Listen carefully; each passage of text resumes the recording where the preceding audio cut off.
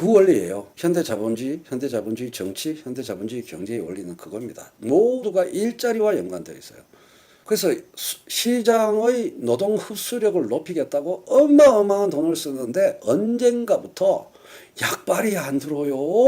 이게 포인트예요. 저의 이야기가 힘발을 받기 시작하는 포인트는 이겁니다. 언젠가부터 투입하는 어마어마한 자금 규모에 대비해서 시장의 노동 흡수력이 늘지가 않는 거예요. 한계 고용 효과가 생겨버린 겁니다. 맞습니까? 경제학에서 말하는 마지널이라는 게 무슨 뜻인가 가르쳐 드렸죠.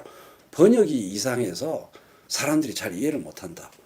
지금 신용카드 캐시백 포인트를 전 국민에게 지급하겠다라는 홍남기의 황당무계한 이야기가 왜 택도 없는 얘기죠? 실제로 경기 부양 효과가 없습니다. 부자에게만 왜 혜택을 주느냐, 더 많은 혜택이 돌아가도록 만드느냐, 그 문제 이전에 신용카드 없는 사람들은 어떻게 하란 말이냐라는 비판도 가능하지만 그 비판 이전에 한계 소비 성향을 안다면, 그게 한계라는 말이 뭐라고요? 영어의 마지널에 대한 번역이 한계예요.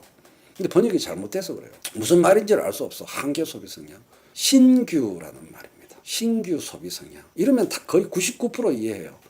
단박에. 한계 수출 효과 어때요? 그걸 신규 수출 효과. 어떤 한 단위의 새로운 것이 인풋가 들어갔을 때 아웃풋가 나오는 분자 분모 비율을 표현할 때 새로 한 단위가 더 투입되었는데 그 효과가 아웃풋가 줄어드는 거. 그만큼 안 나올 때 그거를 신규 소비 효과.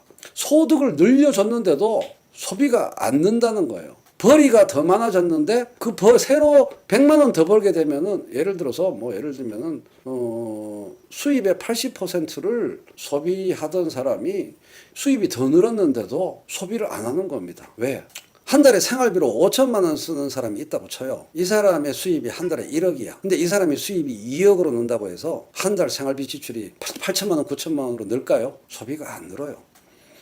그래서 부자일수록 한계 소비 성향이 낮고 가난할수록 한계 소비 성향이 무지하게 높은 거죠. 한마디로 추가 소비 효과 이것도 맞죠. 신규 소비 효과, 추가 소비 효과. 그래서 10만 원 재난지원금 주면 우리는 즉각 다 써요, 안 써요? 100만 원 재난지원금을 주면은 가난한 사람들은 며칠 만에 다 쓰죠, 100만 원을. 일주일이면 다 쓸걸요. 아무리 어찌저찌 해도 며칠 만에 100만 원이 샥 다 사라집니다. 현금으로 준다고 합시다. 단 1원도 남기지 않고 싹 다 씁니다, 100만 원을 주면은. 근데 부자한테 100만 원 주면 10원도 안 씁니다. 그냥 통장에 꽂혔나 보다. 그거예요. 그래서 경기 부양 효과가 없는 거예요. 한계 소비 성향이 너무 낮기 때문에 부자들은.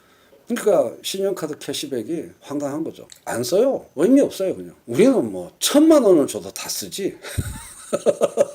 1,000만 원을 재난지원금을 줘도 시장을 활성화시키기 위해서 순식간에 시장을 활성화시키지, 우리 같은 사람한테 주면은. 안 그래요? 10원도 안 남기고 1,000만 원 써야 되는 사람이 세상에 엄청나게 많이 대기하고 있죠. 그렇습니다. 바로 그겁니다. 갈라진 눈에 물을 넣으면 쫙 빨아들이는데, 그렇습니다. 그래서 지역화폐가 의미가 있는 겁니다.